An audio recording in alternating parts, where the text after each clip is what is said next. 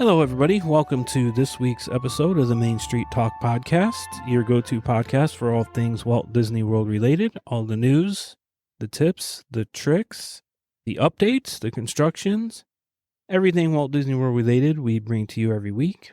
My name is Nick. I'm your host, and along with me is Joni, as always. Hi.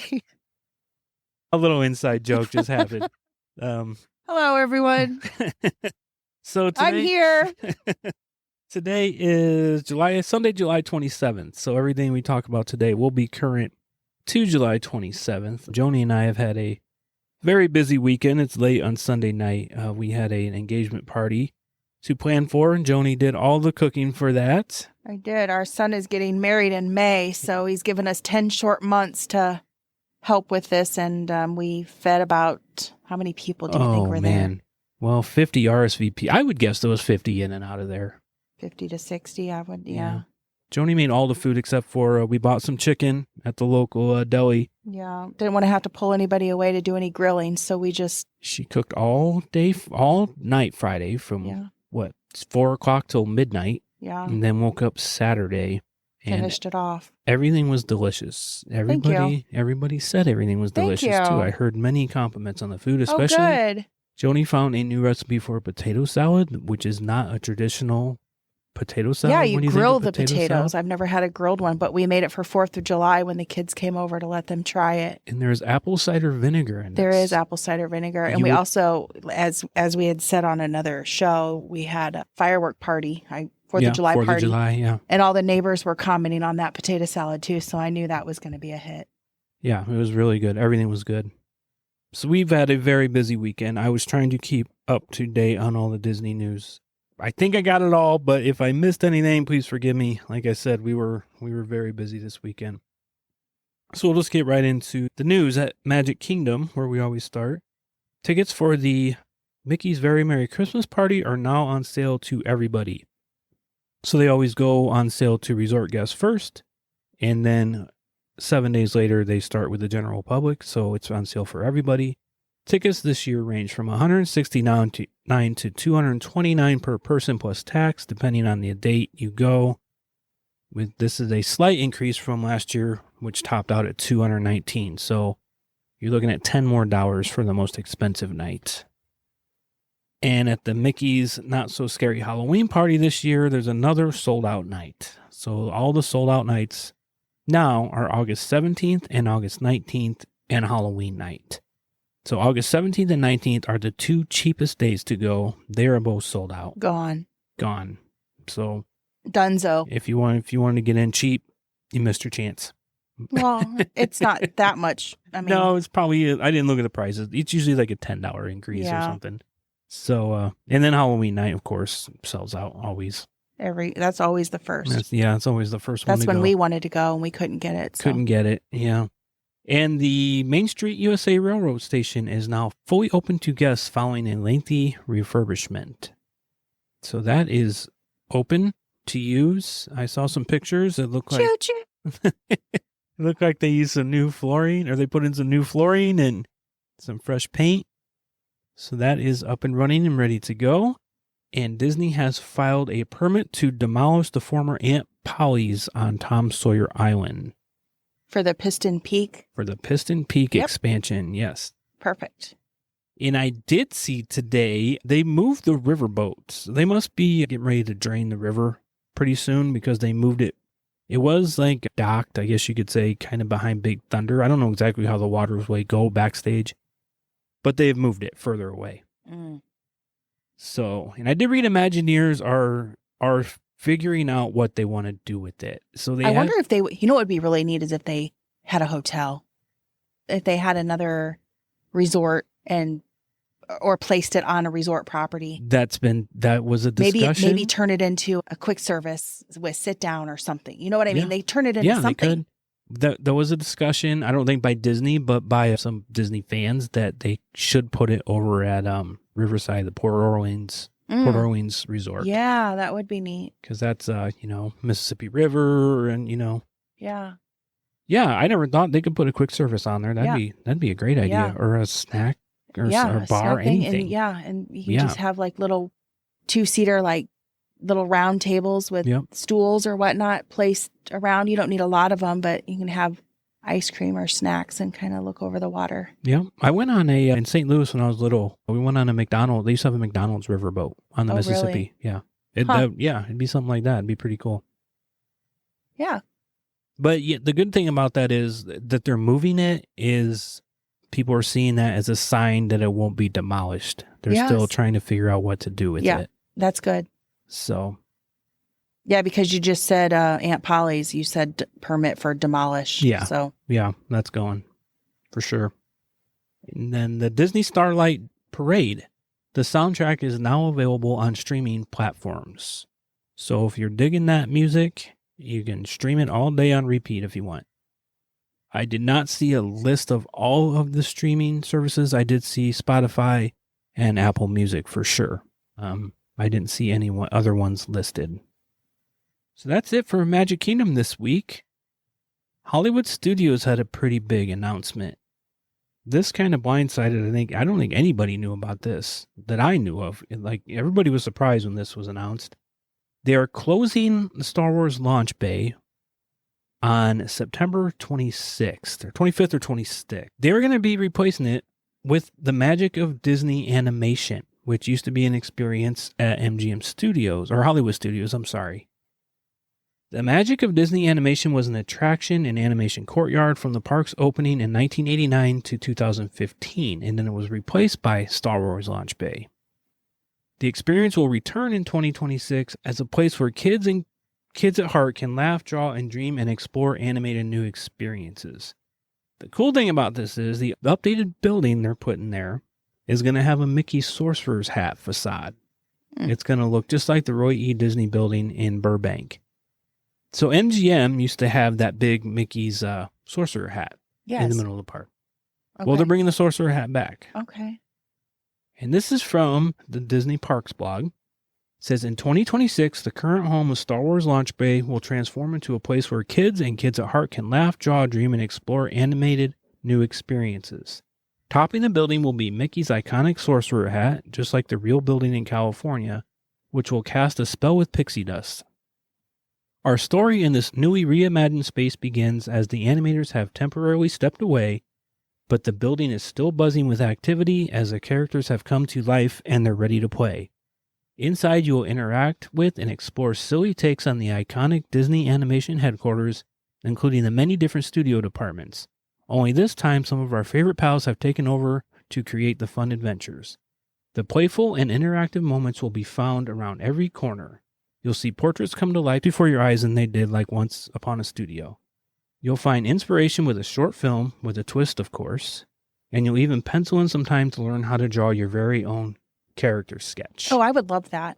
I'm still kind of trying to absorb what you just read, like what all is going to be happening. There was more. That was a mouthful and an earful, but I don't want to say I'm super artistic, but I do like doing stuff like this. When we went to Animal Kingdom, I really liked going to the drawing class or Rafiki's and doing the drawing class there.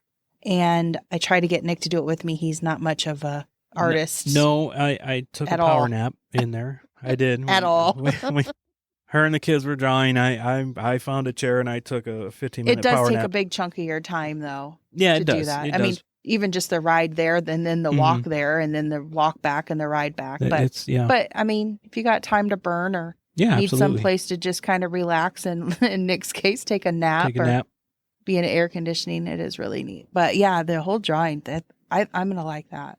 Yeah, I'm pretty excited for it. Like I said, there was much more on the Disney Parks blog website about it. There's going to be a playground over there, and they did say, I believe they're still going to keep something with Disney Junior over there. Okay. So the whole thing's not okay. Yeah, they're going to incorporate everything. But yeah, I'm excited. I want to see know what you want to see. The sorcerer hat. You want to see that? Mickey's my guy. Sorcerer Mickey is my guy. Buy you a hat. I mean, ears with the hat. Yes, I know. Look at you. Fantasizing. Okay. So it says the 25th that's happening. Launch Bay closes on September 25th. Yeah. Yeah. So they'll start work on that. like I said, I think that blindsided a lot of people because there's even like bloggers that I follow that were like, whoa, they kept that under wraps. Yeah. In our miscellaneous news, for the first time in recent memory, Disney is offering a limited time special offer for new Walt Disney World annual pass holders. When you purchase a new pass, you'll receive a Disney gift card valued up to $100 depending on the pass. So if you buy the credit pass, you get $100. The Disney Sorcerer Pass, you get $75. Well, that one says it's for Florida residents and eligible DVC only. Mm-hmm. So that has to be not resale, I'm assuming. No. Just DVC straight resale are not right. You have okay, so if you're a DVC resale purchaser, this 75 card does not qualify you. Yep. And then the $50, you get a $50 gift card with the Disney Pirate Pass. That's for Florida residents only. And the $25 with the Pixie Dust Pass for Florida residents only. So this deal applies only to new pass purchases and cannot be combined with renewal discounts or other promotions. Yeah, so like she just said, that the DVC, that was when we were going through DVC, that was my biggest hang up with the resale was the annual pass. If you buy resale, you don't get the discount, which, I don't know. That was my biggest perk. I was like, well, Yeah, but you have to weigh weigh it out. Yeah, like, no, I know. Monetarily, right? Like we saved a lot of actually money. Going to happen versus what you want to happen. Yeah. Okay, so basically, non-Florida residents and non-DVC straight purchase. I don't even know what they're called. What are they called? Retail and what? DVC. Resale and direct members. Direct. Okay. Yep. I said straight purchase. I didn't know what they're called or whatever. It's been a long weekend. So yeah, it has been. So basically, are only eligible for the $100 one, or am I under? What's going on here with my brain? Right. So the $100 one, that's the most expensive pass. That is for out of state residents. Okay. All out of state residents have to buy the most expensive pass, which I think is around $1,600. Okay. So I guess if you want to look at it this way, you're getting a discount because you're getting $100 back. Yeah. I don't know. You could look at it that way. I mean, and that's per person. That $1,500, $1,600 is per person because we've actually looked into it. But for the amount of time that we are able to get off of our 9 to 5ers and actually be able to go, it did not weigh out. No, it wasn't smart for us to do an annual pass. No, I think we would have to. I think we figured out between 9 and 10 days of park going, and we just won't do that in a 12-month period. Yeah, because we like to do some cruising and we're going to Universal and and then we could do it, but. We could. Our jobs don't allow, certain if we lived overages of PTO. And, if we lived in like Georgia or something, maybe somewhere closer. But we're in Illinois. It's Midwest. Okay. So that's all I got for the news this week. Oh, all right. So it's that time.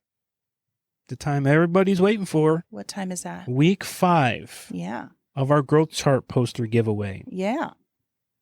So I have the list. I'm ready to go when you are. I'm spinning. Are you spinning already? Okay. I haven't hit it yet. Okay. Shall I? Okay, Here we go. Spinning. Spin the wheel. Got the list. Okay, she's going. Miranda won last week. And we have... What do we got? Number 5. Oh, number 5. Who do we got? We have Brian. Congratulations, Brian. You have the numbers 5-3 in your email address.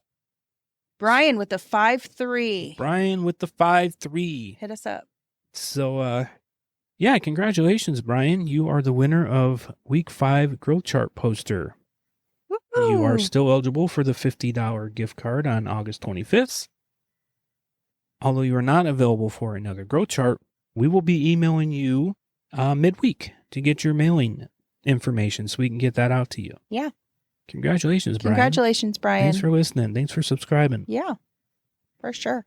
All right. So, spotlight on attraction this week. We are doing Under the Sea with The Little Mermaid. Do you want to start? Or you want me to start? Why don't you go ahead and start, because you've got most of the information, and then I'll just add to.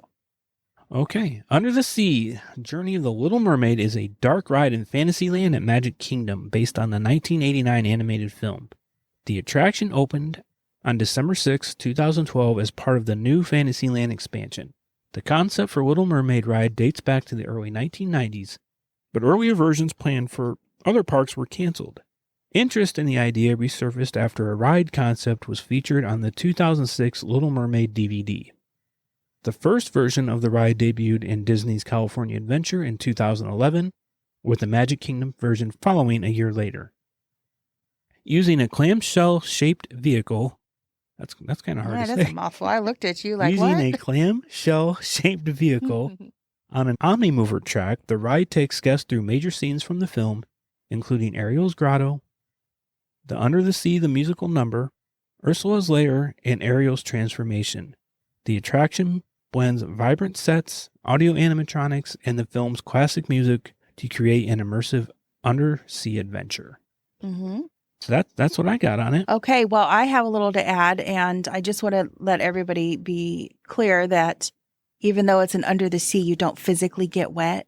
So no need to wear ponchos or, No. but you should hold your breath. You should hold your breath, because if you look at the shell in front of you, when you see that you're starting to go underwater, because the bubbles start showing up. That's right. So hold your breath. Hold your breath. And then breathe like a fish underneath. So anyway, I've got that there's no height requirement. The seating capacity is each clamshell typically seats 2 adults. Cast member may allow a small child to join as lap sitting is allowed. It is a Tier 2 multi-pass. It operates on an Omnimover system, so you have to board a moving sidewalk, and I don't... Correct, yes. So as far as accessibility, you have to be able to... Because this is not when they stop like they do Haunted Mansion. No, I think they'll stop it. They will stop it. Mm-hmm. Okay, so just double check with the cast member to verify that. But because I don't ever remember that one stopping. Like Haunted Mansion stops frequently. It stops a lot, yeah. To let people on and off. So it's a 7-minute ride. Really? It says 7 minutes. Okay. And another interesting feature is that Ursula, if I can get my computer over here, Ursula, the animatronic in there, guess her measurements. How big she is? Yep. I'm gonna say 8 feet tall. Okay. 7 feet wide. You're close on You're close on the tall. Okay. You're way off on the on the wide. Yeah. 7.5 feet tall by 12 feet wide. 12 feet wide. 12 Whoa, feet. Tentacle to tentacle. Tentacles. Yeah, tentacle to tentacle. So so that's pretty massive. It is a big animatronic. Yeah. Yeah, 7 minutes. Yeah, I didn't know that. Pretty good. Yeah, that is very good. Yeah, the queue's kind of cute too. It shows, as you're going through, it shows like all her little collectibles that she has reached or she's collected from shore that she hides from her dad. King Triton. Who's very upset that she's going to shore. So yeah, that's what I have to add to the Little Mermaid ride. Another tidbit that I just thought of this. It has the hidden Mickey on Mickey's birthday. Oh, I believe it is an Under the Sea ride. So on Mickey's birthday, every year they have it in the queue. There's like some holes in the... But you have to be standing at the perfect angle. The perfect spot at the perfect time. On Mickey's birthday every year, November 23rd? I don't know. Joni's going to look that up. But if in the queue, so they have holes in like the cave of the queue. And if you're standing in the right spot at the right time, a hidden Mickey will shine through those holes and appear on the cave wall, I believe, or the ground. I'm not sure which one. I'm not sure either. We've not seen it. We've not been there and had the opportunity, but we have seen pictures of it. Yeah. Mickey's birthday, November 18th. Oh, November 18th. Yeah. Okay. So every November 18th, that's the hidden Mickey. And the year is actually 1928. 1928, yeah. Steamboat Willie. Yeah, November 18th. We got to put that on our calendar. Yeah. Look at everybody else's birthdays on there. So, yeah, that is our spotlight this Good.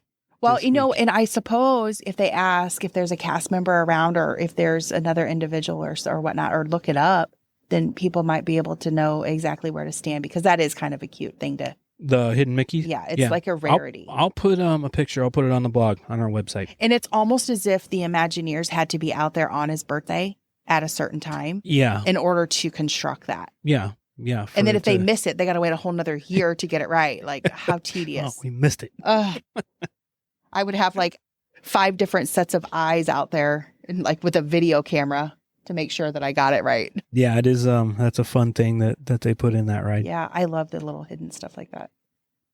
So that's Spotlight on Attraction. And we'll go to Joni for our Who We Spotlighting for Princess this week. Oh, let me get to her.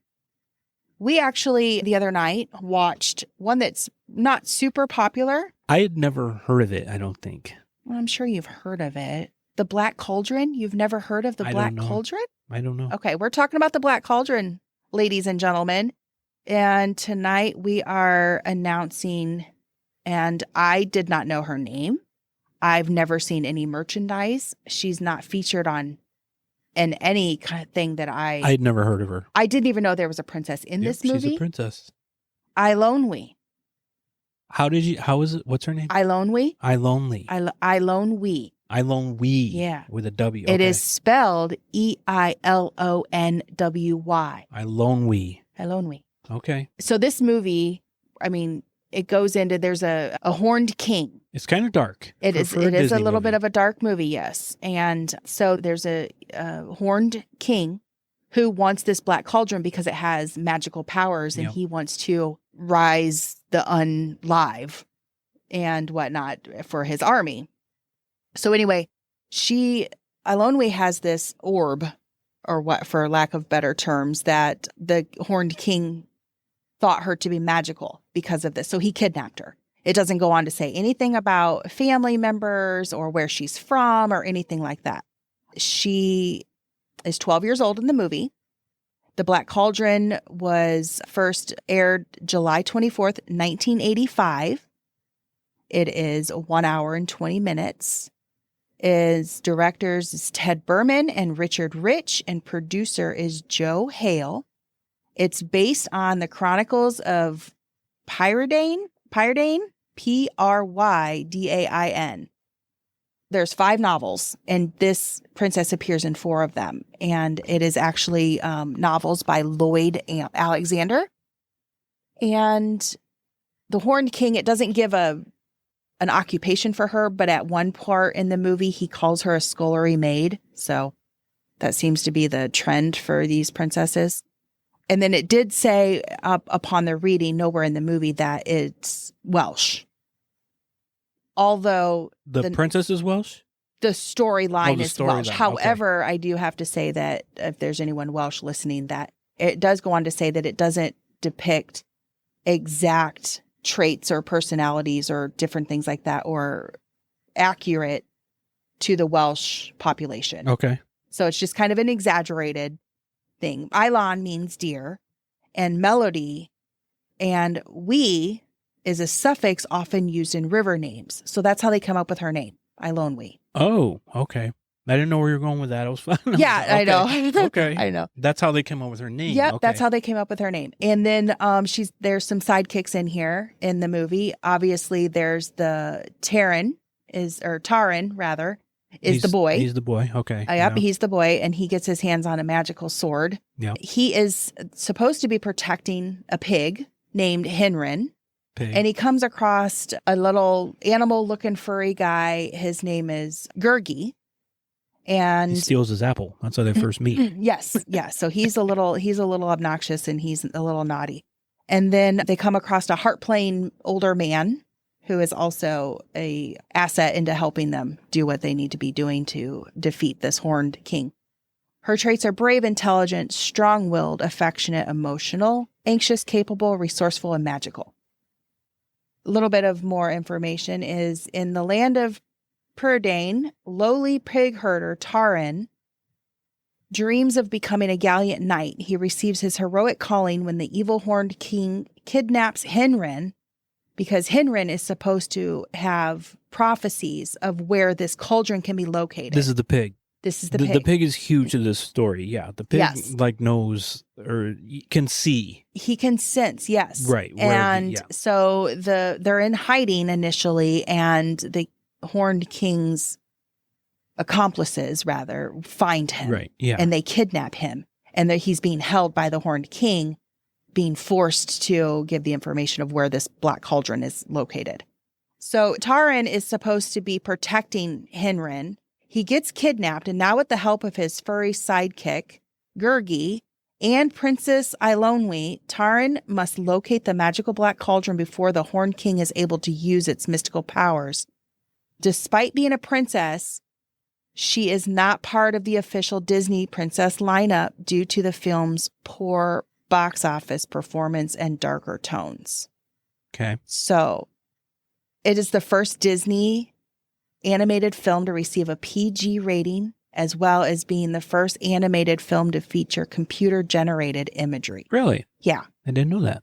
So I wasn't going to go a whole lot into detail about this, but I did read that before airing this, they subjected, they let a handful of some children, a test audience, and there were a lot of pretty scared children. So they cut some of the scenes out of it. Oh, they did? Yeah. Okay. So they did cut some out. And then the final product is obviously what we are able to see today. And I don't know that those are like locked away or if anybody's been able to see them, but I'm kind of as an adult, like, what did they put in there? Like, I'm kind of curious about it. So yeah. So needless to say, because of its darker tones and whatnot, she didn't make the hit list for, top princess or even in the categories. I've never heard of her. Yeah. I'd never heard of her. Me neither. And yeah, you said you had neither when we watched it. So, but we did watch it the other night. I'd never seen it. Nick's never seen it. Nope. So, and the what's his name? The Horned King? Was that his name? Yeah. He looks like Maleficent. He does. And he has dragons. And he has dragons, yeah. He's got like Maleficent dragons. And he has this trollish looking... His little henchman guy. Yeah. He's very scared of him. Yeah. But you said that was 1985. Who I think sounds like Elmo. Did I say he sounded like Elmo? Yeah, when we were watching it, you're like, it sounds like Elmo. Yeah. It's very odd. You said 1985. Excuse me? 1985 was the release? Yes, July 24th, 1985. Okay, so 1985 Disney released this, and Little Mermaid was 1989, I believe. Yes, so I have that as well. So I think, Disney went on a string of hits, I believe starting with The Little Mermaid through the 90s. So if you think about, they made this movie in 85 and it was a bomb. They obviously learned from it. And then they just put out a string of hits after that, through the 90s. Yeah. So that's interesting. When we watched it, it did not have the Disney cartoon vibe or feel to it at all. No, it was not at all. It's a little different. Well, they did use the darker tones, so and that's definitely displayed. Yeah. I mean, I think it's still kiddie friendly, but it's definitely not like your it's Lion not, King. It's not Little Mermaid. I mean, all of them have something that's saddened and a villain. Okay, well, the Black Cauldron. Black Cauldron. Who we got up next week? Do we know yet? We do know. Do we want to share? I don't want to share. You don't want to share? No. Okay, we'll leave it a surprise. Well, thank you. That was a lot of information on the Black Cauldron. Yeah. I had never heard of it, I don't think, but I definitely never seen it. So it's on Disney Plus, though, if you want to watch it. Yep. So we're going to go on to this week's Tip or Trick. This one is... I don't even know what this one is this week. I kind of left this without me. I'm going to leave this as a surprise because I like to get your reaction to some of these things I think about. Okay. This one involves resort stays. Okay. Disney deluxe resorts and their moderate resorts, they can be expensive. Let's say that you've always wanted to stay at Disney's Polynesian or Animal Kingdom or pick a deluxe, any deluxe you want, Grand Floridian, whatever you want. And it's very, if you go on a vacation, typically people go to Disney World, I think, for 7 days. Americans, people in the United States. Well, Europe, they tend to travel for 2 weeks or more. But let's just say 7 days. And obviously that's expensive to stay at the Polynesian for 7 days. What you can do is a split stay. Mm-hmm. You could stay, let's say 7 days. We'll keep that 7-day base. Stay 4 days or 5 days at an All-Star. Yeah. And then use those other 2 days and move over to the Polynesian for 2 days. Oh, we do it. So you get that deluxe that you've always wanted to stay at, and you're only paying 2 nights for it. And the good thing about that is you can use your park days while you're staying at All-Star. So let's say you go to each park one day.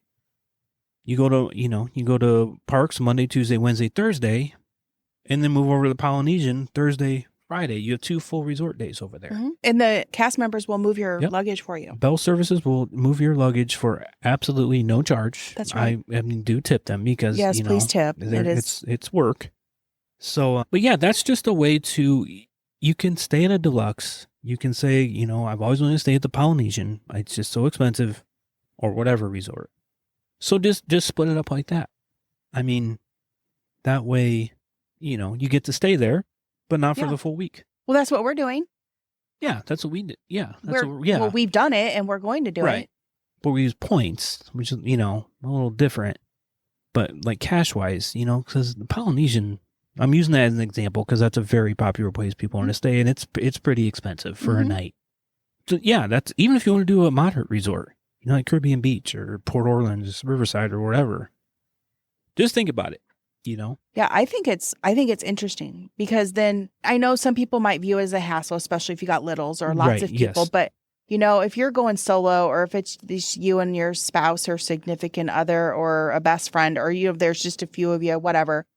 I like the experience of staying in different places because then you get to kind of venture out and you get to, they all have different observe restaurants. The property. You get to observe the food, taste a little bit of this, taste a little bit. The pools, the splash pads or whatever they may have at the resort. And like we said last week, all resorts have their resort-specific activities to do. So yeah, it's just a thought. People say, well, I would love to stay, at resort whatever, fill in that blank, but it's so expensive. Well, consider doing a split stay. Yeah. And you could just do a night or 2. Yeah, exactly. So that's my tip on money-saving ideas to stay at a deluxe resort, just to split it up. Yeah. You don't have to stay here all the time. So I think that is going to do it for this week's show. You can contact me to book your Disney vacation, your Disney World vacation, Disney cruise. My services are free. Check out our website at mainstreettalkpod.com. There's a button on there to get a quote or to email me directly to book that. Our Facebook page is Main Street Talk. Our Facebook group is Disney World Tips and Talk. Instagram is Main Street Talk Podcast. And we are an affiliate of the Magic Candle Company, so bring the theme park sense home to you. There's a link on our website. Everyone has got to try the Polynesian. The Polynesian is great. Speaking of the Polynesian, yes. We just busted that one out, and I'll tell you what. It's amazing. It might be one of my top 3. Yeah. It's actually one of my top 3. It's up there for sure. Yeah. I think that the Animal Kingdom one, which is called African Lodge at Polynesian, the Banshee, now you keep reminding me of which ones. Pirates of the Caribbean one. I know really good they're too. They're just so good. Yep. So good.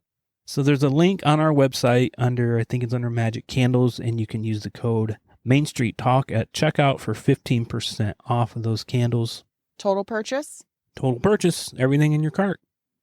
You guys are missing out if you're not getting them. Yeah, they are amazing. Give them as gifts. Great holiday gifts. Yeah. Or I don't know. I just like them in the house. Great anytime gifts. Got birthdays coming up. My son loves candles, so. Oh, we can get them that. Yeah. Here's your wedding gift. Yeah. Yeah. I know somebody you can get them 15% off from. That's not going to happen. They might want a trip to Disney. So yeah, MainStreetTalkPod.com. That's our home base. Get a hold of me for your Disney vacation travel or anything related. So until next week, we will talk to you real soon. Bye.